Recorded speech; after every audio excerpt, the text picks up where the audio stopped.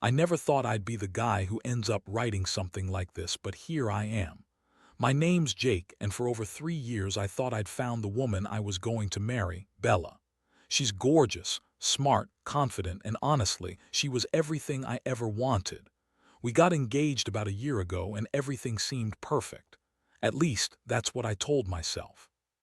Looking back now, there were little signs, things she said that didn't quite sit right, weird little moments when she'd get defensive or avoid my questions. I just brushed them off at the time, thinking maybe I was overthinking it, or maybe she was just stressed from work or something. The trouble started right around the engagement party. We planned this big celebration with friends and family, mostly to share our happiness and get everyone excited for the wedding. But honestly, I should have seen the cracks then. Bella was acting strange, more on edge than usual. She kept checking her phone, sneaking little glances at it, and when I asked her about it, she'd snap back with some bitchy comment about how I was being paranoid. She told me she was just helping her best friend Eric with some career advice, that he was stuck and needed her help. She'd say, "God, Jake, stop making everything about sex. Eric's a good guy. He's just confused and I'm the only one who can help him." But here's the thing, Eric and Bella are not just friends. They're close, always have been. I knew they'd talk a lot, but I never suspected it was anything more than just friendship, even when I caught her texting him late at night. She'd tell me she was talking to her sister or some client. I believed her because, honestly, I wanted to. I was so in love with Bella that I refused to see the truth. That night during the party, I noticed her sneaking off to her phone more than once, and her sudden coldness when I tried to dance with her or kiss her in front of everyone was off. She'd brush me off with that bitchy tone, saying I was being clingy or insecure, that I had no right to question her. Looking back now, I see how she was planting the seeds. The little lies, the dismissiveness, the way she'd get angry if I looked too closely. I kept telling myself she was just busy, stressed, or maybe just tired. But deep down, I felt a growing knot in my stomach, like something was really wrong. I told myself I was paranoid, that maybe I was imagining things. Still, all the signs piled up, and what finally broke me was when I found the messages. It was a random night. I stayed late at work, supposed to be finishing a project. When I got home, I noticed Bella's phone was still on the table. I wasn't even planning to check, but I saw a message from Eric pop up. A simple "can't wait to see you tonight." My stomach dropped, I froze, my heart was pounding like a drum. I hesitated, then slowly unlocked her phone. I don't know why I did it. I guess I had this gnawing feeling that I was about to find something. And I did. There were dozens of messages between her and Eric, some flirty, some downright explicit. They talked about getting together, secret meetings, and a lot of missed opportunities to do more than just talk. I scrolled through them in disbelief. The worst part, they'd been doing this for months, probably during the time she claimed she was busy with helping her friend. She lied about everything. I found pictures, 2 screenshots, and even some photos of her in bed, half naked, with Eric's name tagged on the caption. She was cheating on me with my best friend, and she'd been lying to my face for so long I wonder how I didn't see it earlier. All those late nights she said she was working late, all those little excuses, everything was a lie. I just sat there, trembling, staring at her phone. I couldn't believe it. My mind raced. My trust shattered into 1,000 pieces.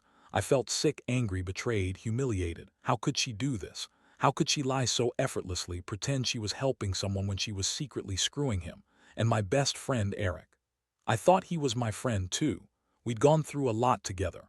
We'd even hung out just a few nights ago, and I never felt anything but brotherhood from him. Turns out he was just waiting for the right moment to stab me in the back. It was late, maybe 2 in the morning, and I didn't sleep that night. I just sat there staring at her phone and trying to process what I'd found.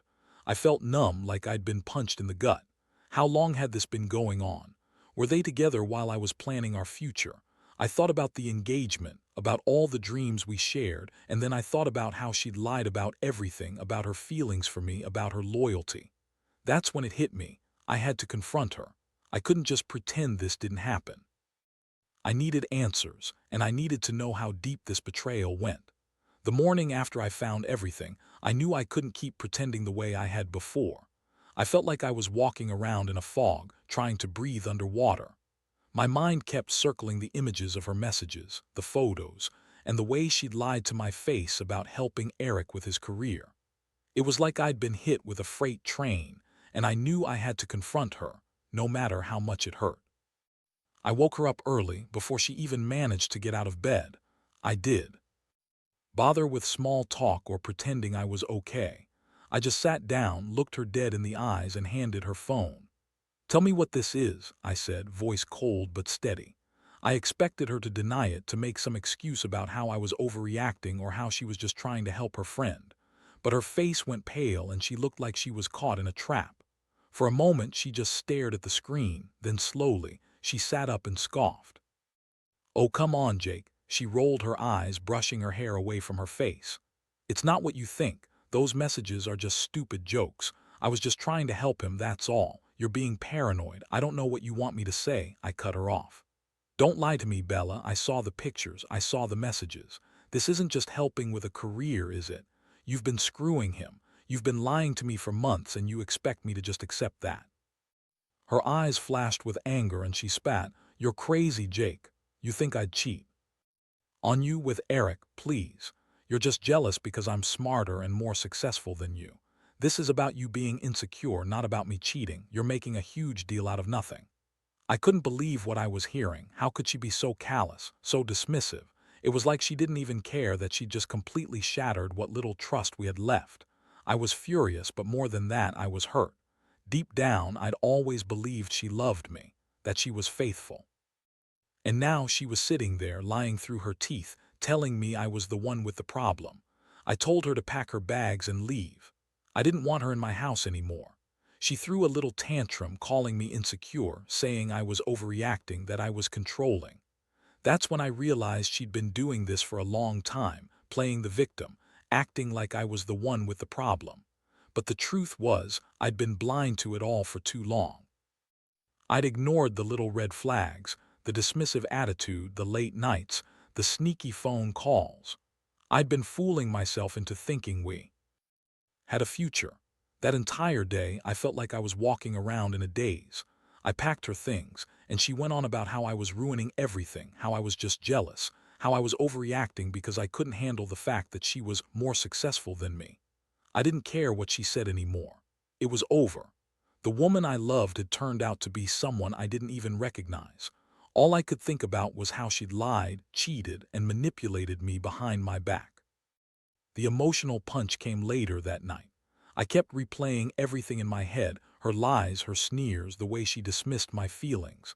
I felt like I'd been punched in the stomach. I was angry, devastated, and honestly kind of numb. I kept asking myself how I missed all the signs, how I could have been so stupid to trust her. I felt betrayed not just by her, but also by her best friend Eric, my supposed friend. How could they do this to me? How could they be so cruel? I stayed awake half the night, staring at the ceiling, trying to understand what had gone wrong. I kept thinking about the future we'd planned, the wedding, what I'd lost.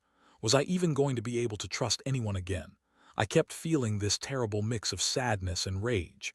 Part of me wanted to confront Eric, to call him out, but I knew that wouldn't change a damn thing. All I could do now was decide what I was going to do next. I knew I wouldn't be able to forgive her, not really. And I definitely couldn't keep her in my life after such a betrayal. I realized that this wasn't just about cheating. It was about the fact that she'd lied about who she was, about what she wanted. She had lied to me about her feelings, her loyalty, everything. And that made me question everything. Were we even a real couple? Was any of what we shared genuine? Or was I just fooling myself because I wanted to believe in her so badly? Those questions haunted me. Still do. After she left, I felt like I was walking around in a fog. The house was eerily silent without her voice, her presence. I didn't sleep much that night, just lying in bed, replaying everything I'd uncovered. My mind kept circling back to the moments I'd dismissed, her dismissiveness at the party, her secret phone checks, the late-night texts. It all added up now, like pieces of a puzzle I'd refused to see before. I knew I had to do something. I couldn't just let this go, not without some kind of revenge or at least a way to regain my dignity. I started thinking about how she always throws around her bitchy attitude, how she lies with such ease. She's manipulative, that's clear. I was angry, but I was also hurt. I thought about confronting her again, but honestly, I wasn't sure I could handle her lies and her dismissiveness once more. That's when I started planning secretly. Over the next few days, I started digging into her phone more. I wanted to understand the full scope of what she'd been hiding. I looked through her messages with Eric, but I also checked her social media accounts. I knew she was careful, but I also knew how to look for the little things she might have missed. I found some private photos she'd sent to him, some messages she thought were hidden. She'd even tried to delete some of the conversations, but I was quick enough to save everything. I wanted proof, not just for myself, but to confront her on what she'd done. I also started paying closer attention to her daily routine. She'd always claimed she was working late, meeting clients, or helping her friend, but I began to see patterns. She'd disappear for hours, then come back with a strange, satisfied look on her face. She'd lie about where she was, but I knew better now. I knew she'd been sneaking around behind my back, probably doing things I never even imagined. That realization fueled my resolve to get her back, not just to expose her, but to get some kind of revenge. I wasn't going to let her walk away with a clean slate, not after what she did. I started thinking about how to turn the tables. I knew I couldn't just confront her openly again. She was too good at twisting everything around. So I decided I'd play her game, be the one with the power. I wanted her to see that I wasn't some naive guy who'd get taken for a ride. I wanted her to know I was capable of fighting back, that I had my own secrets. It was risky, but I figured if I could make her feel even a fraction of the betrayal she'd given me, I'd feel a little better. I reached out to Eric, just a few low-key messages, pretending to be friendly. I didn't reveal everything, just enough to make him think I was onto him, that I was watching. I told him I knew about his little game and that I wasn't going to let him get away with it. That was enough to make him nervous, I could tell. I also left a few breadcrumbs for Bella to find, little hints that I was onto her, like sending her some of the screenshots I'd saved. I knew she'd freak out when she saw them. That was part of my plan, to make her realize that I wasn't going to stay silent anymore. I wanted her to see that I was dangerous, even if I wasn't doing anything overt yet. Meanwhile, my mind kept racing. I was angry at her, furious at Eric, but I also felt a strange sense of empowerment. I was taking control of the situation, even if just a little. I knew I couldn't undo what had happened, but I could make her feel the consequences, at least emotionally. I wanted her to realize that her lies and her betrayal weren't going to go unpunished. I was already feeling numb, but this was my way of fighting back, of reclaiming some sense of control. One night, I set my plan into motion more aggressively. I left her a message, pretending I was unaware of her affair. I told her I knew everything, that I was done playing nice and that she'd better come clean. I wanted her to panic, to see that I wasn't going to be the fool anymore, and I knew she would. I could see it in her face during our last conversation. She was used to manipulating me, to lying her way out of anything. But I was done being the victim.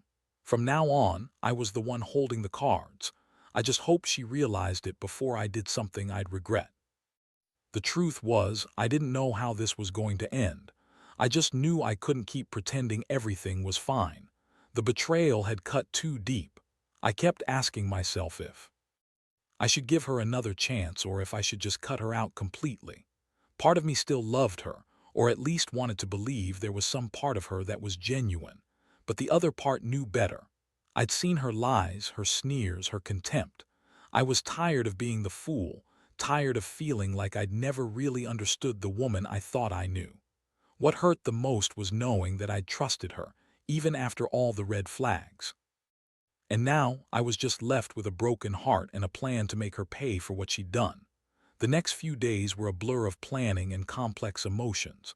I kept up the facade of being calm, but inside I was anything but. Every time I saw her, I felt this surge of anger and betrayal. She had the audacity to act like everything was normal, like I was overreacting, even when I confronted her about the messages. Her response was typical, bitchy, dismissive, and full of lies. She'd roll her eyes and say I was jealous or paranoid, that she'd never do something so reckless. But I knew better. Now I knew she was lying, and I knew she was messing with my head. One night, I decided to push her a little more. I wanted her to break, to see that I was not the idiot she thought I was. So I left a message on her phone, an anonymous tip, pretending to be someone who knew about her affair. I told her I was waiting for her to confess, that I knew everything, and that she'd better come clean before I blew everything wide open. I told her I was done being played, that I had proof, and that she couldn't lie her way out of this one. The message was vague enough to scare her, but detailed enough to make her realize I was onto her. Sure enough, she called me the next morning, furious, trying to deny everything. Her voice was full of that condescending tone, like I was just some insecure fool who didn't know how to handle a real woman. She accused me of stalking her, of invading her privacy, and called me pathetic for even questioning her. I played it cool, acting like I was just trying to get to the bottom of things, but inside I was satisfied. She was rattled, and that was exactly what I wanted. A few hours later, she snapped at me again, this time more openly hostile. She told me I was crazy for thinking she'd cheat, that I was just imagining things because I was insecure. That was her classic move, gaslighting, making me doubt my own perceptions. But I wasn't falling for it anymore. I had the screenshots, the photos, the messages. I was prepared to show her everything if it came to that. I knew she'd try to spin it, but I was ready to fight fire with fire. Meanwhile, I continued my covert investigation of Eric.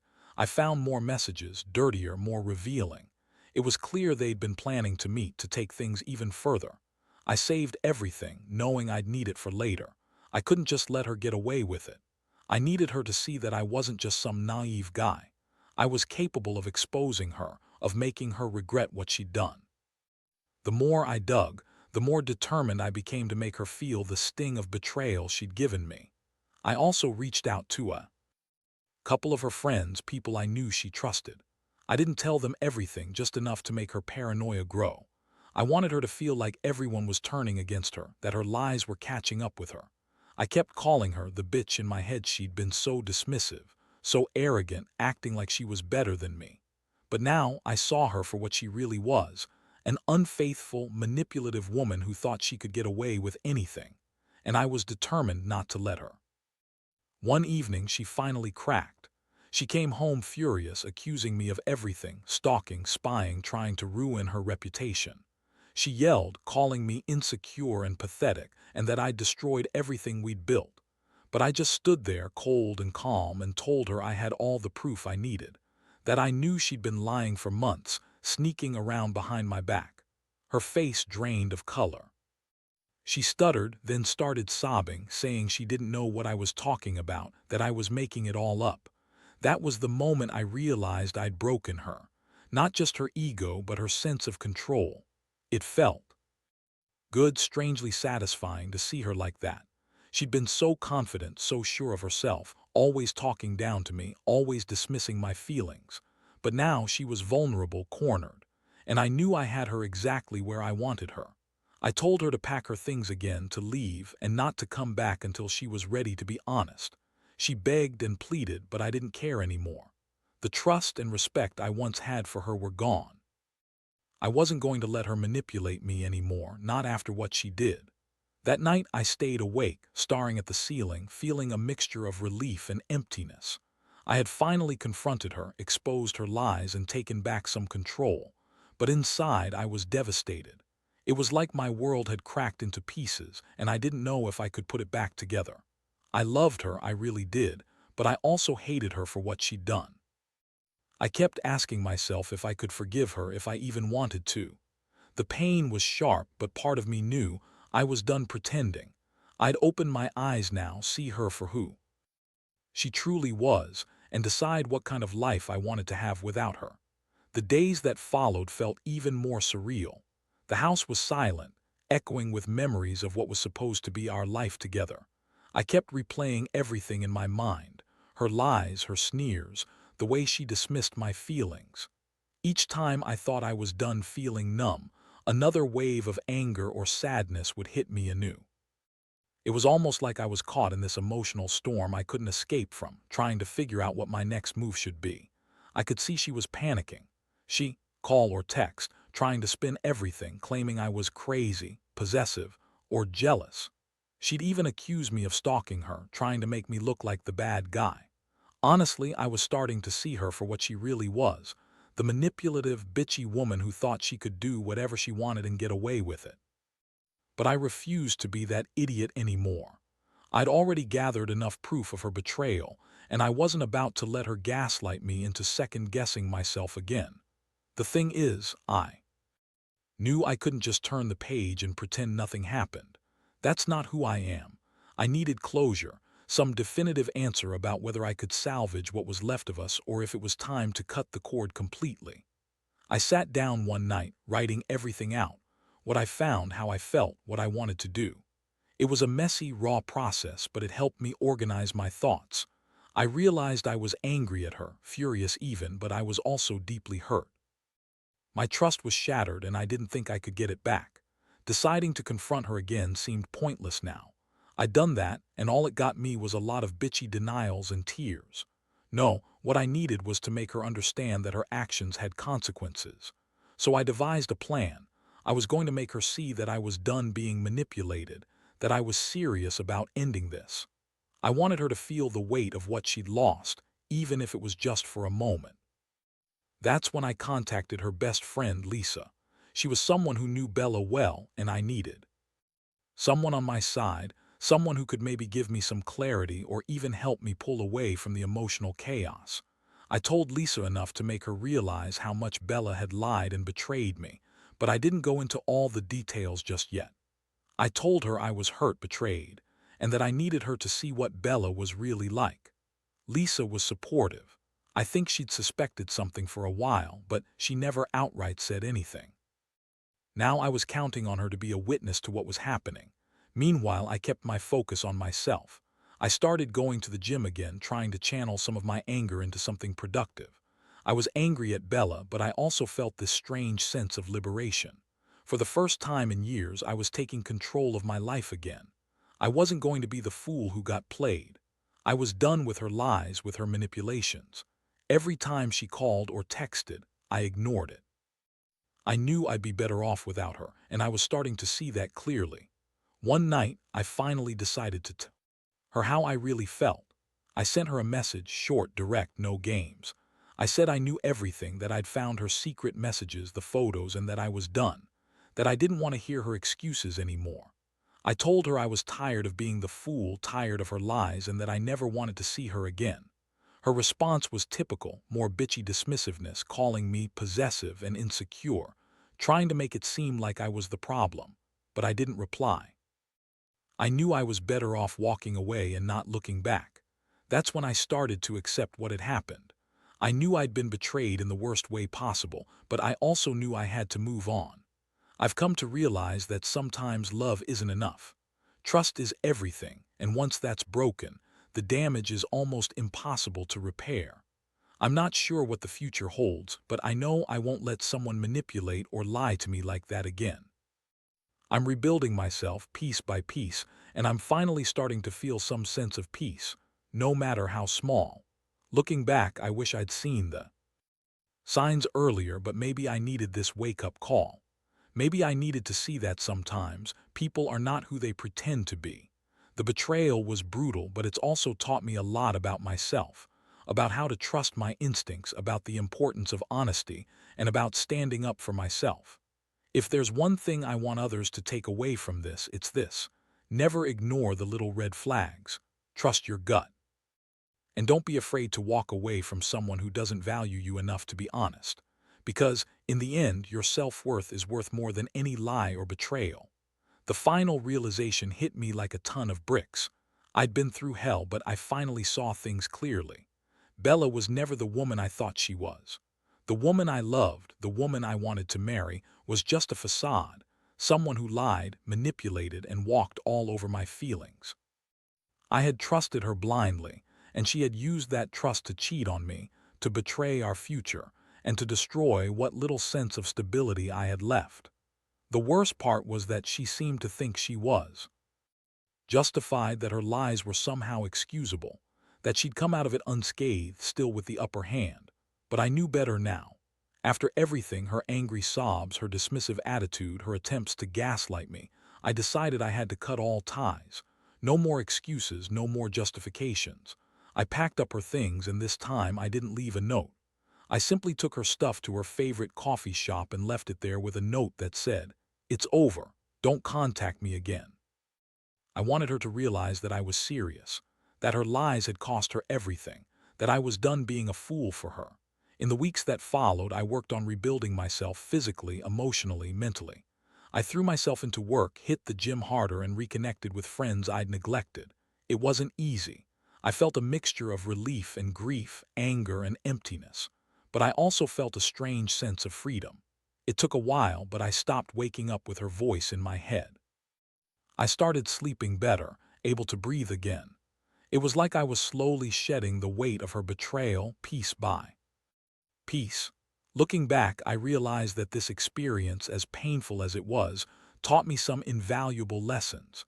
Never ignore the red flags, no matter how pretty or charming someone seems. Trust is sacred. Once broken, it's almost impossible to repair. And most importantly, I learned to value myself enough to walk away from someone who doesn't truly respect or love me. I know now that I deserve honesty, loyalty, and someone who stands by me, not someone who manipulates and lies her way through our relationship. Now I'm focusing on myself. I'm healing. I'm rebuilding that sense of confidence and trust I thought I'd lost forever. I don't know what the future holds, but I do know I won't settle anymore. I've got a new perspective, one that's sharper, more cautious, but also more hopeful. Because after all the pain, I realize that I am better off alone than with someone who doesn't truly value me. And that's the most important lesson I could have learned from this entire nightmare. To anyone reading this who might be going through something similar, trust your instincts. Don't ignore the signs, even if it hurts. And never be afraid to walk away from someone who makes you question your worth. Because in the end, your happiness and self-respect matter more than any lie or betrayal. I've learned that the hard way, but I'm grateful for it now. I finally see my worth, and I won't let anyone take that away from me again.